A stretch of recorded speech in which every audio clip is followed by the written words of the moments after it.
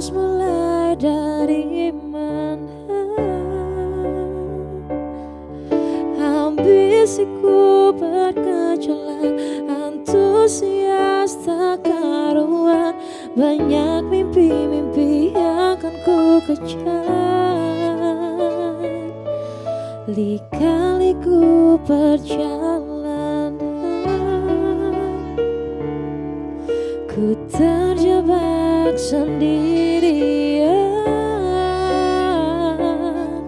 Tumbuh dari kebaikan, bangkit dari kesalahan, berusaha pendamkan bawah. Takut tambah dewasa, takut aku kecewa, takut tak seindah yang ku kira. Takut tambah dewasa, takut aku kecewa, takut tak seindah yang ku kira. Aku tetap bernafas meski sering terjegat. Aku tetap bernafas meski aku tak merasa bebas.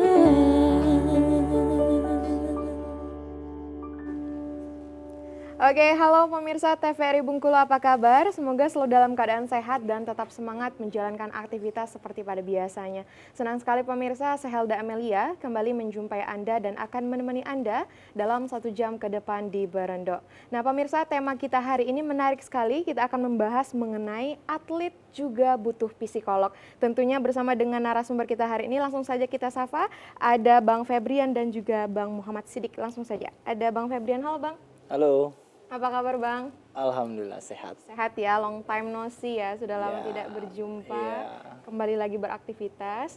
Sehat ya Bang ya? Alhamdulillah sehat selalu. Selanjutnya juga ada Bang Muhammad Sidik. Halo Bang. Halo. Apa kabar Bang? Alhamdulillah sehat. Alhamdulillah sehat ya. Bang Muhammad Sidik ini merupakan praktisi olahraga, betul Bang? Ya, betul sekali. Oke, sudah berapa lama di dunia olahraga Bang Sidik? Kalau saya memang secara akademisi, dari mengenyam pendidikan sudah masuk jurusan olahraga sejak 2007. Sejak 2007 ya? Jadi dari situ sudah mulai mendalami ilmu-ilmu terkait tentang olahraga. Ini menarik sekali nih obrolan kita pada hari ini karena sedang booming-boomingnya. Kalau dari Bang Febrian sendiri, bagaimana Bang pandangannya terhadap olahraga di Indonesia pada saat ini? Ya, kalau kita ngomongin olahraga sebenarnya banyak ya cabur olahraga. Dan memang beberapa olahraga menjadi olahraga yang favorit di Indonesia ya.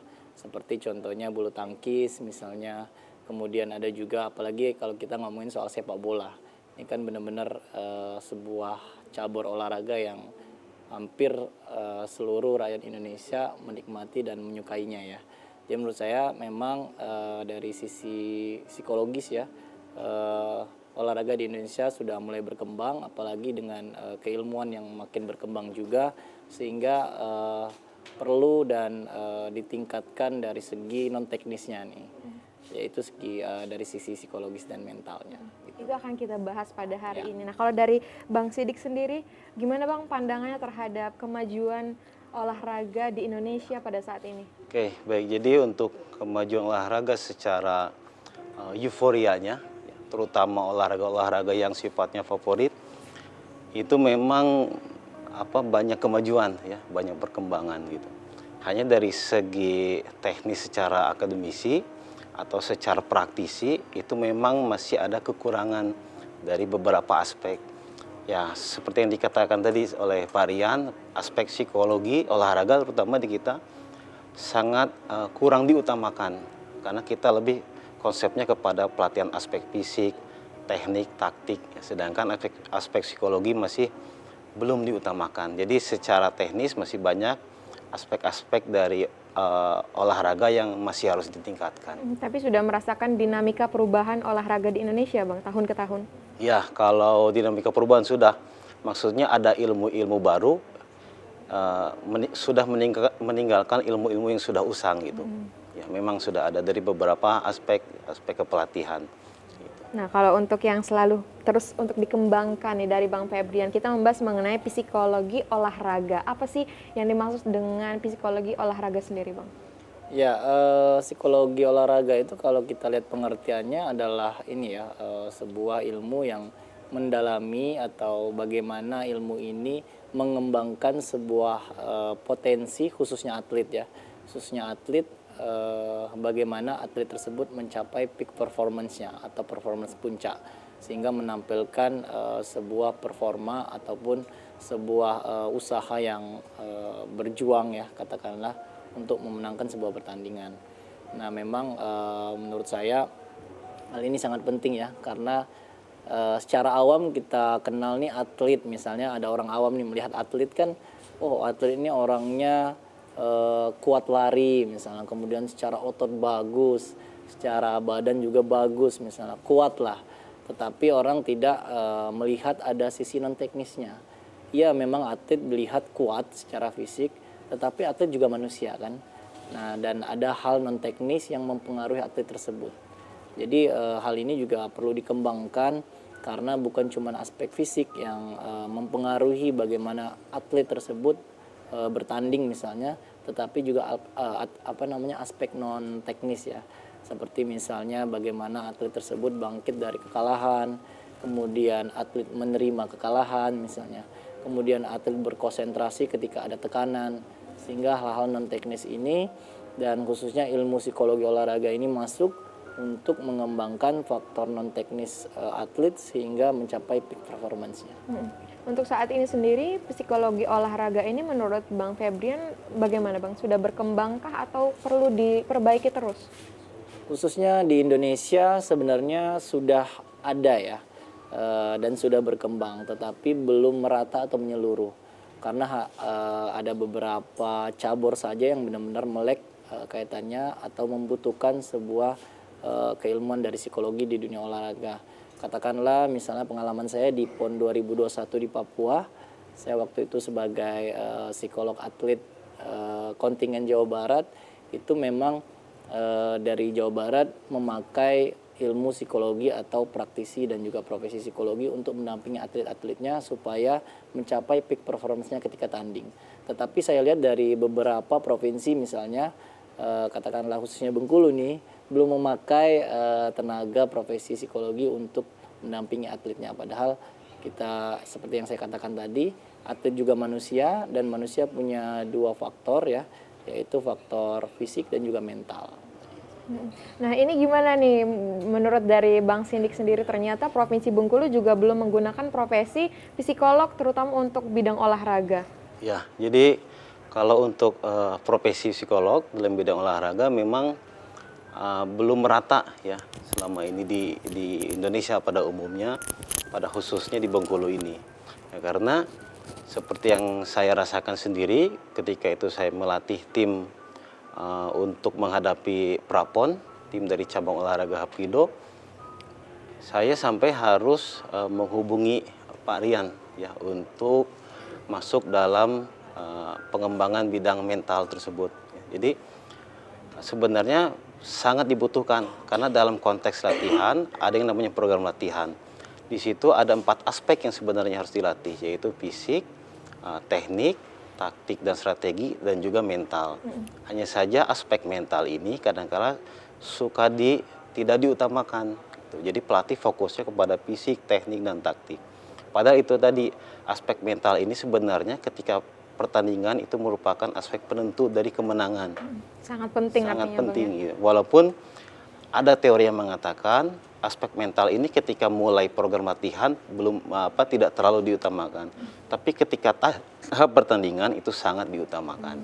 Artinya harus ditinjau lebih jauh lagi ya Bang ya. Oke, akan kita bahas lagi setelah jeda pariwara berikut ini pemirsa, jangan kemana-mana, tetap saksikan Berendo.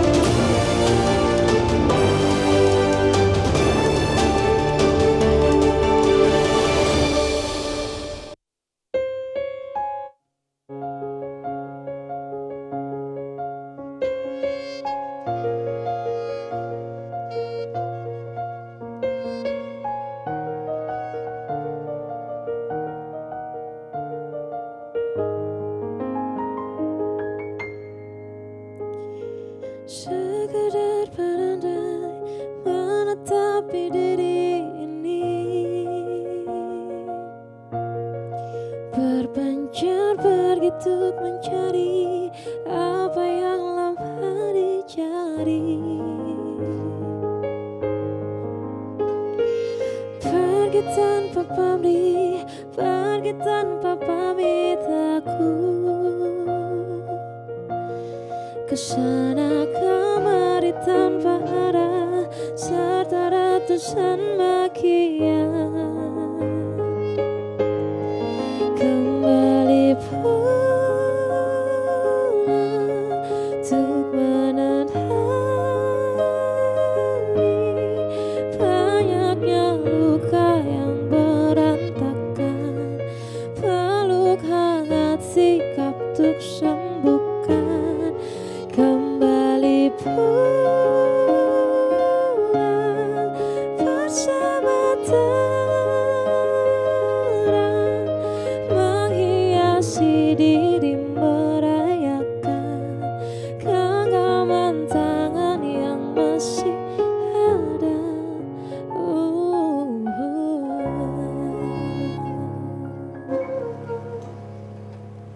Baik pemirsa, terima kasih Anda kembali menyaksikan Berendo. Masih dengan tema kita hari ini, atlet juga butuh psikolog. Masih bersama dengan Bang Febrian dan juga Bang Sidik.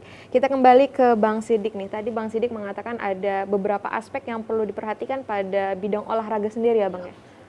Baik, jadi aspek yang perlu diperhatikan dan perlu dilatih kepada atlet yaitu aspek secara fisik, aspek secara teknik, taktik dan strategi, lalu mental. Nah, 4 aspek ini memang 4 aspek yang wajib dilatihkan oleh pelatih kepada atletnya. Aspek fisik ini sebenarnya, atau 4 aspek ini sebenarnya tergantung dari kecabangan olahraga masing-masing.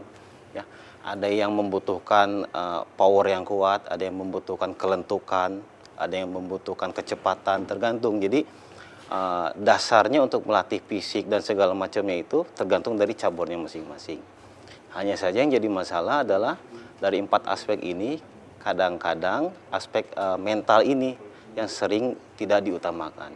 Atau sering pelatih menggunakan aspek mental ini ketika pada saat pertandingan. Karena atlet menghadapi yang namanya kecemasan yang berlebih atau anxiety. Padahal sebelum pada tahap pertandingan, dari tahap persiapan umum pun sebenarnya aspek mental ini harus sudah diperhatikan. Atau sudah dilibatkan ahli psikolog. Karena dalam latihan itu ada porsi yang diberikan yang sangat berat kepada atlet. Dengan intensitas yang tinggi, dengan volume yang padat, otomatis atlet akan mudah lelah, capek, mentalnya mungkin lemah. Nah, dari awal itu sebenarnya harus sudah dilibatkan ahli psikolog.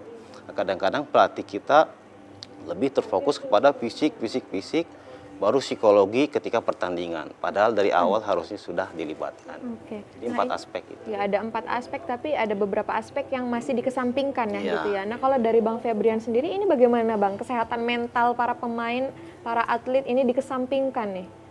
Ya, betul sekali ya yang dikatakan oleh Bang Sidik tadi ya, bahwa kebanyakan nih, tidak semua sebenarnya ya, rata-rata dan pelatih di Indonesia ya, apalagi khususnya daerah-daerah itu fokusnya pada beberapa sisi saja dan melupakan sisi mental ya atau psikologisnya. Karena secara lama kita lihat pelatihan lama itu hanya menekankan pada sisi fisik saja.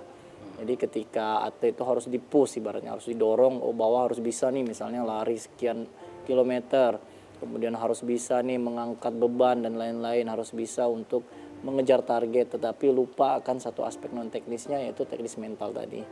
Nah, apalagi yang dikatakan Bang Sidik tadi ya, bahwa ketika atlet ini, kalau kita ngomong atlet untuk persiapan prestasi, itu pasti intensitas latihannya tinggi. Nah, ketika intensitas latihan tinggi, aktivitas fisik tinggi, pasti berpengaruh pada yang namanya mental atau psikologi seseorang.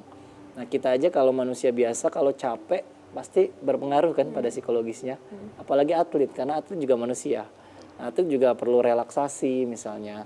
Nah, atlet juga perlu bukan sekedar, jadi hadirnya psikolog olahraga atau misalnya praktisi mental untuk di dunia olahraga ini bukan sekedar memotivasi atlet. Jadi tidak sebatas seperti itu saja. Tetapi jauh sebelum itu sebenarnya. Dari mulai periodisasi latihan. Dari awal bagaimana misalnya mengembangkan mental atlet, misalnya yang satu atlet memiliki goal setting nih atau tujuan yang jelas, yang satu tidak, pasti akan berbeda nanti ketika pertandingan. Kemudian atlet yang satu sudah belajar relaksasi pernafasan misalnya ketika menghadapi kecemasan sebelum tanding, dan yang satu tidak, hanya dilatih secara teknik aja, pasti akan berbeda.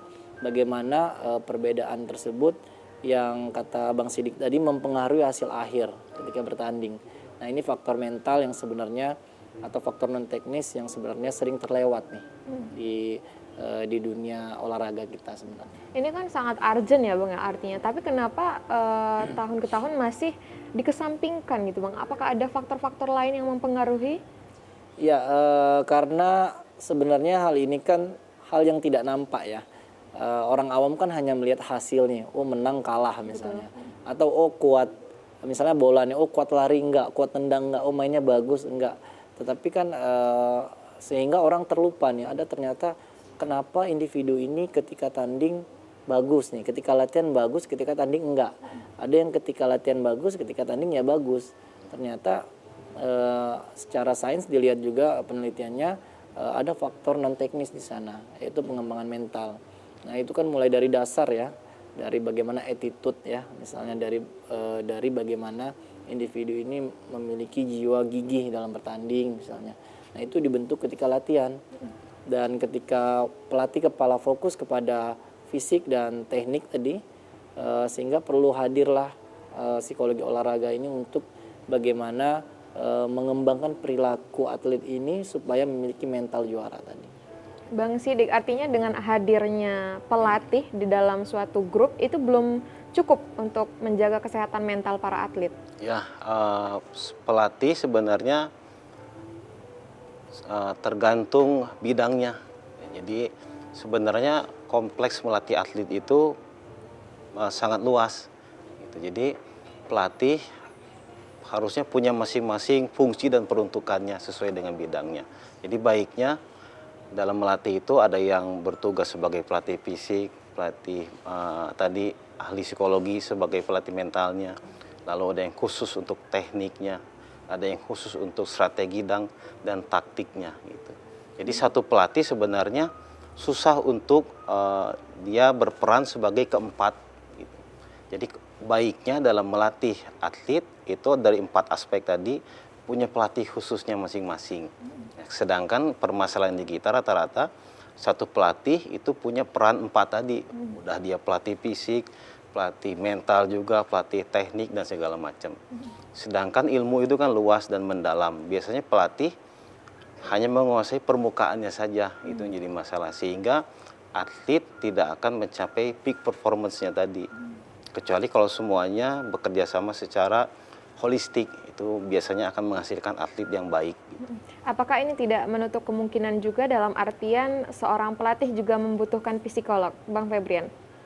Ya, sebenarnya hal itu tergantung dari kebutuhan ya. Bagaimana sebuah cabur atau cabang olahraga memiliki karakteristik yang berbeda. Seperti katanya Bang Sidik tadi. Utamanya tentu atlet, karena dia sebagai pelaku utama ketika pertandingan. Tetapi lain di sisi non teknis, pelatih pun juga perlu sebenarnya, karena nanti ada yang namanya relationship atlet dan coach. Jadi ada hubungan antara atlet dan pelatih yang itu harus harmonis. Dan benar juga tadi yang dikatakan secara holistik ya. Jadi sebenarnya bukan cuma pelatih saja membutuhkan psikolog ya, tetapi atlet dan juga psikolog juga membutuhkan kolaborasi yang sebenarnya sama-sama menjadi satu kesatuan. Sehingga nanti ketika pertandingan ini ibarat sebuah teamwork. Walaupun olahraganya individu, misalnya olahraga sprint gitu ya, lari 100 meter kan satu orang tuh. Tetapi jauh di balik itu ternyata ada tim yang hebat nih untuk membentuk satu atlet tersebut mencapai performance dan juga penampilan yang sempurna misalnya, menjadi juara. Oke, setelah ini kita akan lanjutkan lagi Bang, kita akan mengupas lebih dalam lagi bagaimana cara membentuk tim yang saling dukung satu sama lain. Setelah jeda pariwara berikut ini, pemirsa jangan kemana-mana, tetap saksikan Berendo.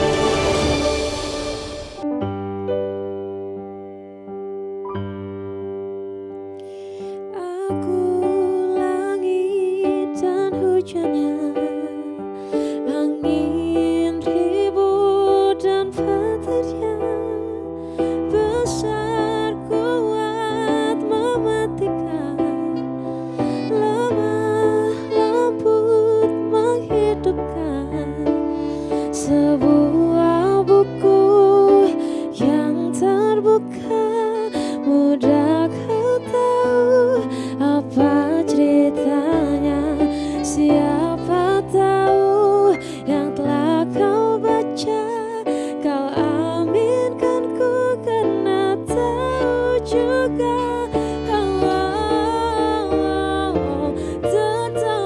tertawa,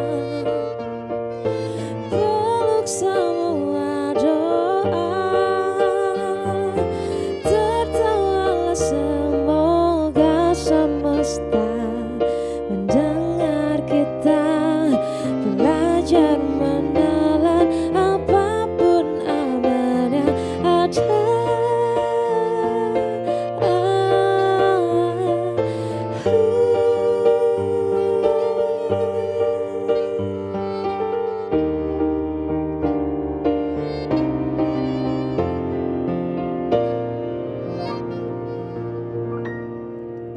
Oke, baik pemirsa, terima kasih Anda kembali menyaksikan Brendo masih dengan tema kita hari ini, atlet butuh psikolog. Bersama dengan Bang Febrian dan juga Bang Sidik. Nah, kita kembali ke Bang Febrian. Tadi Bang Febrian sempat mengatakan bahwasanya hubungan baik antara pelatih dan juga atlet itu sangat berpengaruh ya Bang ya. Bagaimana cara membangun hubungan tersebut Bang? Ya, pasti ya tentunya bagaimana atlet dan pelatih harus punya hubungan baik ini. Karena mereka satu kesatuan. Atlet yang memiliki peak performance yang bagus ya, kemudian berprestasi, tentu punya pelatih yang baik di belakangnya, pelatih yang support ya. Dan pelatih hebat juga tidak menjadi pelatih hebat tanpa atlet yang trust, yang percaya dengan pelatihnya. Sehingga kedua sisi ini, atlet dan coach, benar-benar harus mempunyai hubungan yang sehat ya. Jadi ibaratnya kalau kita aja nih kalau udah klik misalnya, kalau pertemanan ya, hubungan kalau udah klik kan kemana-mana tuh nyambung tuh. Sama dengan atlet dan pelatih, ketika sudah klik, bagaimana atlet mengikuti program yang diberikan pelatih, kemudian pelatih pun juga memahami, oh ternyata ada kekurangan atlet di sini, kemudian ada kelebihan yang bisa dikembangkan sebagai senjata ketika pertandingan. Nah, dan hal tersebut benar-benar sangat penting, dan inilah fungsinya kolaborasi di dalam sebuah tim tadi untuk menentukan bagaimana sebuah prestasi dan mencapai peak performance. Nah, salah satu caranya tentunya adanya rasa trust dulu. Trust, percaya dulu terhadap baik itu pelatih ke atlet dan atlet ke pelatih. Ketika trust, kemudian harus happiness. Kemudian ketika pelatih dan atlet itu merasa happy, bahagia, program apapun, seberat apapun, walaupun berat biasanya dijalani ini. Baru kemudian muncullah sebuah motivasi kan. Motivasi bagaimana ingin mencapai sebuah tujuan. Kemudian muncul juga goal setting, tujuan apa yang harus dicapai, sehingga muncullah terakhir sebuah target nih antara pelatih dan atlet, dan ada kesepakatan di sana. Dan ketika hal tersebut sudah menjadi satu kesatuan, maka jadilah sebuah tim yang solid, dan nantinya akan kalau kita ngomongin hasil itu tentu sebenarnya sebuah proses ya, walaupun hasilnya nanti sesuai dengan target atau tidak, tetapi ketika sudah menjalani program dan sudah memiliki hubungan yang baik antara atlet dan pelatih, tentunya hal tersebut akan berlangsung lama nantinya. Seperti itu. Kalau dari Bang Sidik sendiri Bang, apakah sulit membentuk rasa percaya di antara satu tim dari pelatih dengan atletnya sendiri? Oke, jadi konteks pelatih dengan atlet ini sebenarnya kan ya benar tadi kata Bang Rian, sebagai satu kesatuan. Jadi atlet ini harus percaya kepada pelatihnya, dan pelatihnya juga harus memberikan kemampuan yang terbaik untuk melatih atletnya. Jadi sebenarnya yang harus dibentuk pertama itu tadi samakan dulu visinya, tujuannya. Tujuannya, ayo kita mau juara, kita sama-sama bekerja keras, kita sama-sama berlatih yang keras gitu, sehingga terbentuklah trust, kepercayaan. Nah, dari situ baru akan terbentuk lingkungan yang solid, lingkungan yang suportif, yang sangat mendukung proses latihan. Baru dari situ berkembang nih, bukan hanya pelatih dan atlet. Kalau pelatih dan atlet, oke, hubungannya sudah baik, sudah saling memahami, sudah saling menghormati, menghargai. Tapi di luar ini juga harus mendukung, ada stakeholder di situ. Ada para pemimpin cabornya yang mendukung untuk perkembangan cabornya. Melihat hal tersebut, mereka juga harus ikut mensupport.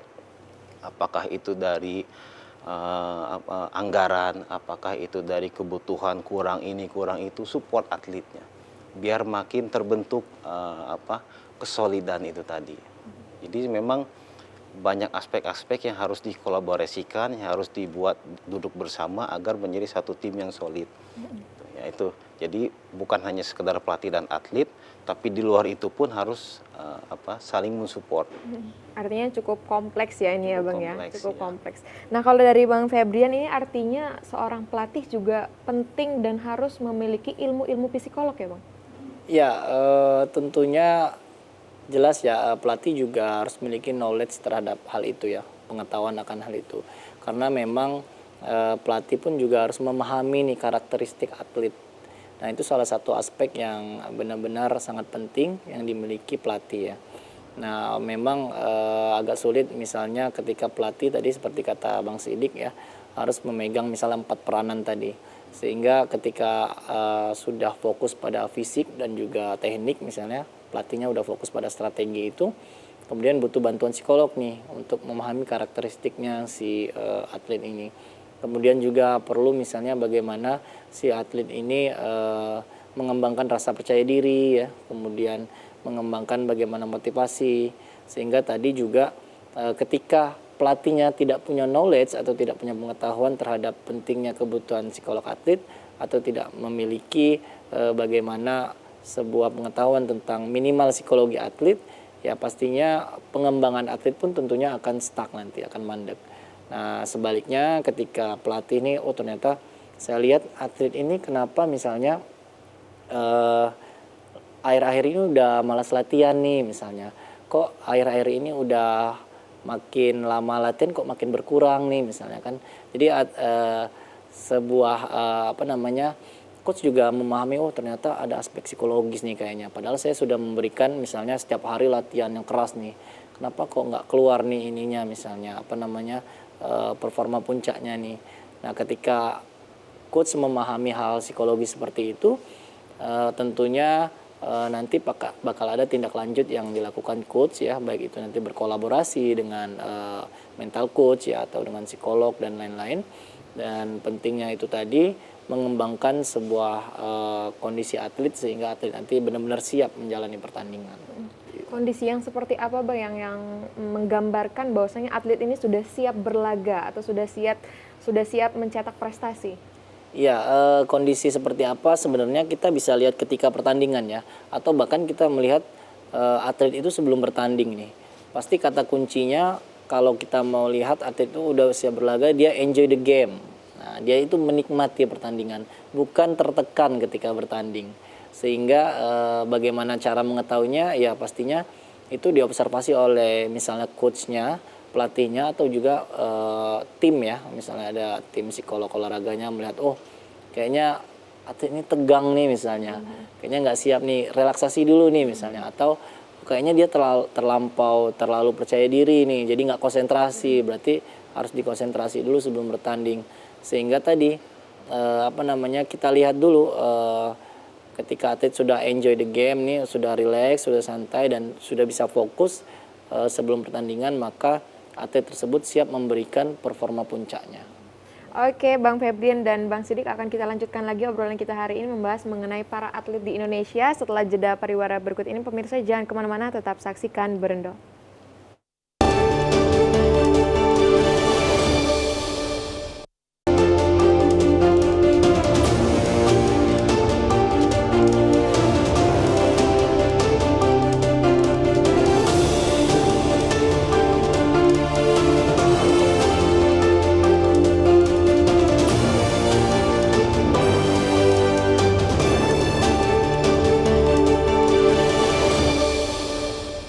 Baik pemirsa, terima kasih Anda kembali menyaksikan Berendo. Masih dengan tema kita hari ini membahas mengenai atlet juga butuh psikolog. Nah, kita kembali ke Bang Febrian nih. Kita melihat bagaimana kesiapan itu artinya tidak bisa dilihat pada saat mereka bertanding saja ya Bang ya? Betul sekali. Oke, selanjutnya kalau ke Bang Sidik. Bang Sidik sendiri sebagai praktisi olahraga, bagaimana melihat kondisi dari para atlet untuk siap berlaga atau siap mencetak prestasi? Oke, yang pertama kalau dari kajian olahraganya tentu saja pelatih harus memiliki data tiap-tiap atlet. Dari situ kita bisa tahu peningkatannya signifikan atau tidak, siap atau tidak dia untuk bertanding. Dari 4 aspek tadi, fisik, teknik, taktik, strategi, lalu mental. Nah, dari data itu ketika ada peningkatan yang signifikan, dirasa sudah siap bertanding. Jadi berawal dari data, lalu kemudian tetap berkolaborasi dengan psikologi tadi atau psikolog itu. Karena ketika pertandingan dimulai, yang bermain di situ adalah mental itu tadi. Cara menghilangkan kecemasan bagaimana, cara menghadapi penonton yang banyak, atau dengan teriakan-teriakan dan lain sebagainya, itu sangat penting di situ. Ini gimana nih Bang, cara untuk membangun kesiapan mental dipengaruhi oleh lingkungan-lingkungan sekitar para atlet? Ya, terutama anxiety ya, kecemasan sangat terpengaruh oleh lingkungan sekitar. Betul Tapi sekali. memang itu tadi, kalau dari kajian olahraga sebenarnya untuk mengurangi anxiety itu dia harus percaya diri dulu dengan kemampuan yang dia punya. Gitu.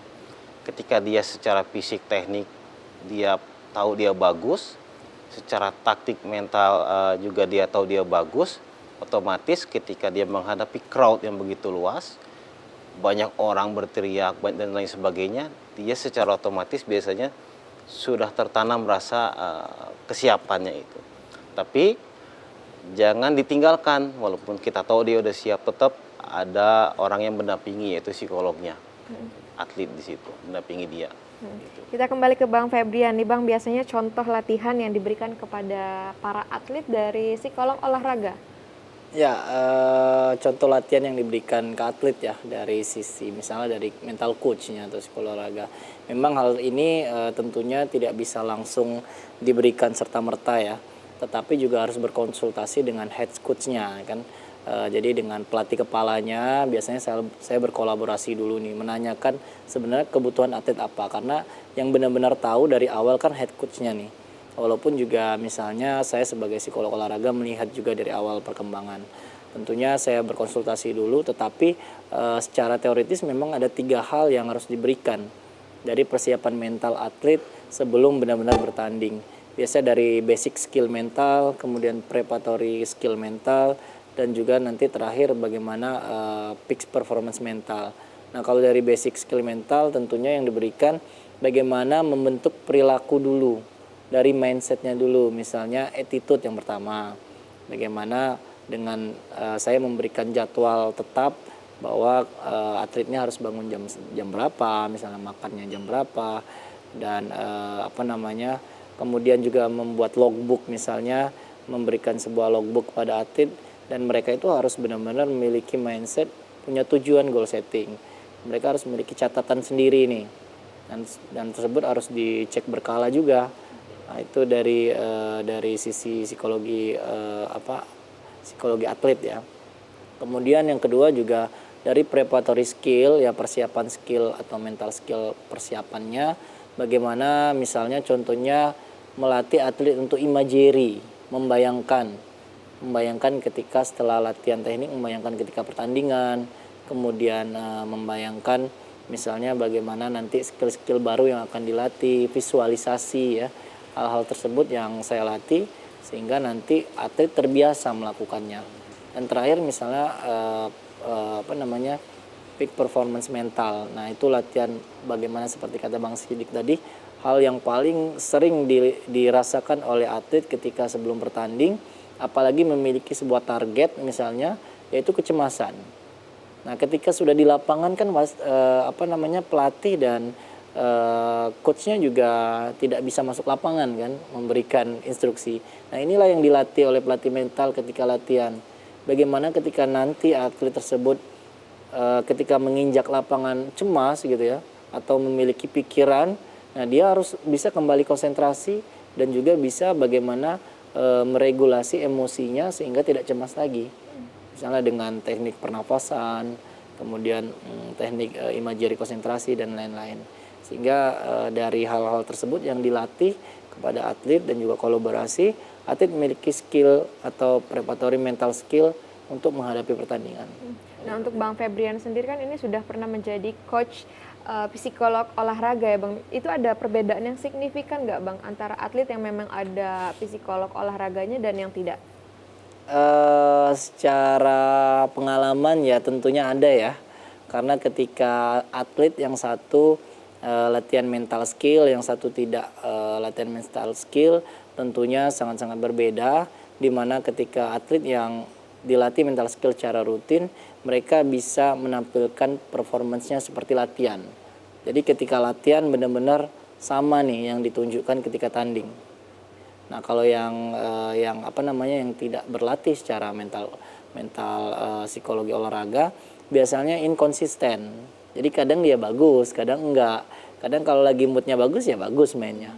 Kadang kalau lagi tertekan ya enggak. Tetapi kalau yang berlatih secara konsisten mental coach, mereka konsisten, benar-benar konsisten. Karena memang secara sains ya ada latihannya kan dan terbiasa akan hal itu. Bang Sidik, selaku praktisi olahraga, apakah melihat perbedaan yang signifikan antara atlet yang memang ada psikolog olahraganya dengan atlet yang tidak memiliki psikolog olahraganya sendiri, Bang? Ya, kalau perbedaan yang saya lihat ya, itu sebenarnya terlihat ketika pada saat pertandingan. Itu perbedaan yang paling terlihat mencolok antara yang ada latihan mental dan tidak. Yaitu tadi terlihat sekali kecemasannya. Kalau yang ada pelatih mentalnya itu secara kecemasannya dia bisa mengatur. Apa dulu yang dia lakukan sebelum bertanding itu mempengaruhi. Karena kan ilmu sebelum bertanding itu kan dikasih tahu dulu sama ahli psikolognya. Harus melakukan ini, melakukan itu. Sehingga ketika pertandingan dia bisa mengatur kecemasannya. Nah, kalau yang tidak ada bimbingan mental itu tadi, itu pasti ketika bertanding cemas. Ada pernah saya pengalaman atlet sampai GERD asam lambung ya gitu, saking cemasnya gitu sampai GERD.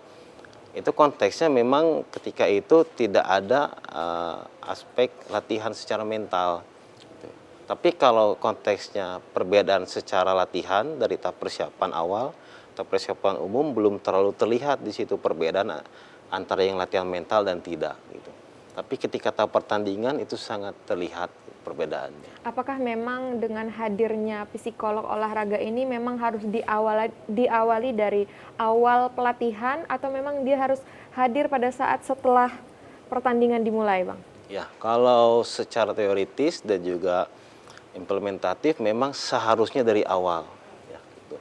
Karena selain pada aspek kecemasan yang dirasakan ketika tahap pertandingan, mungkin para pelatih lupa ada aspek psikologi lain yang ikut berpengaruh ketika dikasih latihan seperti ketangguhan mental toughness atau kesadaran diri. Itu kan tidak terlihat ketika pas pertandingan.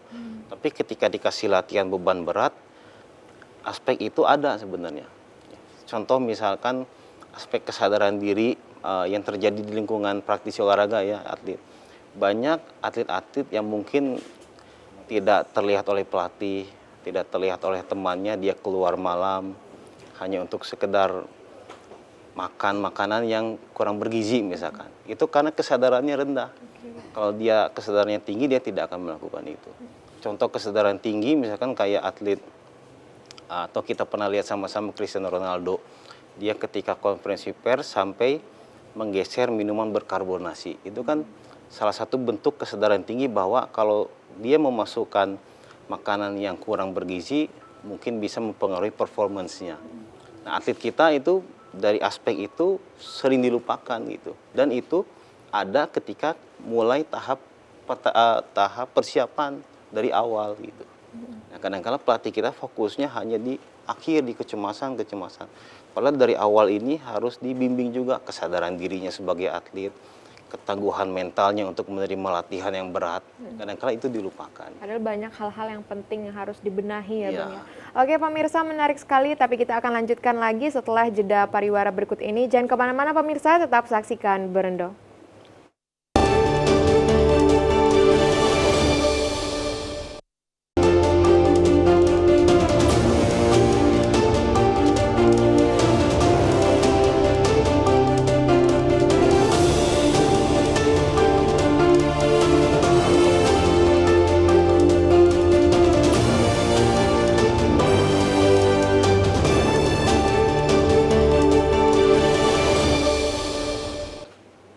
Baik pemirsa, terima kasih Anda kembali menyaksikan Berendo. Kita kembali ke Bang Febrian dan juga Bang Sidik nih. Nah, artinya masih banyak hal-hal yang disepelekan oleh para atlet ya Bang di Indonesia ya Bang ya.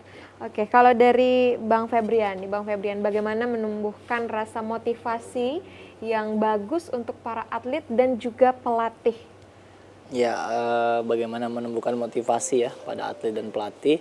Tentunya motivasi itu timbul ketika kita memiliki sebuah tujuan ya. Jadi tujuan itu juga kita lihat tujuannya apa dulu nih. Ketika individu nggak punya tujuan pasti nggak punya motivasi. Kemudian ketika individu tidak punya support pasti juga tidak memiliki motivasi yang tinggi. Sehingga banyak aspek yang harus diperhatikan ya. Mulai dari misalnya apa tujuannya yang harus dibangun, kemudian apa goalsnya, kemudian bagaimana lingkungannya, sehingga semua hal harus terbentuk menjadi satu kesatuan. Dan nantinya atlet dan pelatih juga termotivasi. Tidak lupa juga support ya, support dari stakeholder tadi. Dan ini kan hal klasik ya, di mana hal ini sering dibahas ketika kenapa kamu tidak semangat nih misalnya. Karena misalnya tidak punya bonus, hal-hal lain lah, tidak memiliki biaya untuk berlatih dan lain-lain. Ini juga harus diperhatikan karena semua hal yang berkaitan dengan bagaimana atlet tersebut menjalani baik itu latihan dan juga bertanding itu sangat berpengaruh pada bagaimana performansnya. Seperti itu. Ini tidak kalah penting nih Bang, bagaimana cara menanggapi ketika kita menang berlaga dan juga kalah berlaga untuk para atlet dan juga pelatih. Karena ini biasanya suka jadi keributan ya ujungnya ya. Ya, tentunya itu tadi ya pentingnya bagaimana goal setting tadi. Jadi ketika menang oke, boleh euforia, ketika sedih ketika kalah boleh sedih untuk sementara. Tetapi kita back to goal setting setelah itu. Apa yang menjadi tujuan kita selanjutnya, karena kan kemenangan itu bukan tujuan akhir kan, itu sebuah proses. Ketika menang pasti ada hal yang akan dilakukan selanjutnya, ketika kalah pun sama, pasti akan ada hal yang akan dilakukan selanjutnya. Nah kemudian hal tersebut tentunya punya proses yang sebenarnya tidak simpel ya. Ketika atlet menang atau ketika atlet kalah, oke, mereka boleh melampiaskan emosinya, selanjutnya balik lagi bagaimana berproses dan membentuk sebuah tujuan lagi sehingga memiliki motivasi baru lagi. Ada motivasi baru lagi Ya. gitu ya. Dari Bang Sidik gimana nih Bang menanamkan rasa melihat di saat kita kalah dan juga di saat kita menang itu ada sisi baik dan sisi positifnya Bang? Ya, jadi hal tersebut itu kalau di program latihan itu ada di tahap transisi atau tahap setelah pertandingan. Nah di situ ada pendekatan pelatih kepada atletnya ketika menang atau ketika kalah. Nah di tahap transisi itu ketika atlet mengalami kekalahan itu tadi balik lagi kembali ke memberikan semangat dan motivasi bahwa kekalahan ini bagian dari proses ya. Ada anak-anak atau atlet jangan berkecil hati, masih banyak kejuaraan-kejuaraan di depan mata yang harus kita hadapi. Jadi pemberian kalimat motivasi itu sangat penting setelah tahap pertandingan. Baik yang kalah ataupun yang menang pelatih juga ada pendekatan untuk agar atletnya tidak jumawa atau tidak boleh meluapkan kesenangan ya tapi jangan berlebihan. Karena usia atlet itu masih banyak event-event kejuaraan di depannya yang harus dihadapi. Jadi tahap-tahap itu memang ada ya. Oke, kalau dari Bang Febrian Bang, pesannya untuk para atlet dan juga para psikolog olahraga yang ada di provinsi khususnya. Oke, mungkin untuk seluruh penggiat olahraga kali ya, baik itu atlet, kemudian pelatih, kemudian stakeholder di dalam dunia olahraga dan juga semua hal yang terlibat. Jadi pesan-pesan dari saya bahwa kita harus menyadari atlet itu bukan robot, atlet juga manusia. Dan manusia itu memiliki dua aspek, yaitu aspek fisik dan juga aspek mental. Sehingga ketika salah satu aspeknya tidak terpenuhi, maka atlet juga tidak memiliki performa yang puncak ya. Dan oleh karena itu, maka marilah kita bersama-sama memperhatikan bukan hanya dari segi fisik atlet, tetapi juga dari segi mental atlet. Sehingga kita memiliki kesadaran dari segi mental atlet dan juga kita bersama-sama bukan cuma membangun fisik atlet, tetapi juga membangun mental atlet dan khususnya di seluruh Indonesia dan terkhusus lagi di Provinsi Bengkulu, kita membangun atlet bersama-sama dengan sehat mental dan memiliki prestasi. Artinya kita tidak boleh mengkesampingkan kesehatan mental para atlet yang ada di Bengkulu ataupun di Indonesia. Oke, Bang Febrian dan juga Bang Sidik, terima kasih karena sudah memberikan edukasi penting kepada pemirsa di rumah maupun itu atlet dan juga para pelatih yang ada di Provinsi Bengkulu. Saya Helda Amelia undur diri, terima kasih dan sampai jumpa.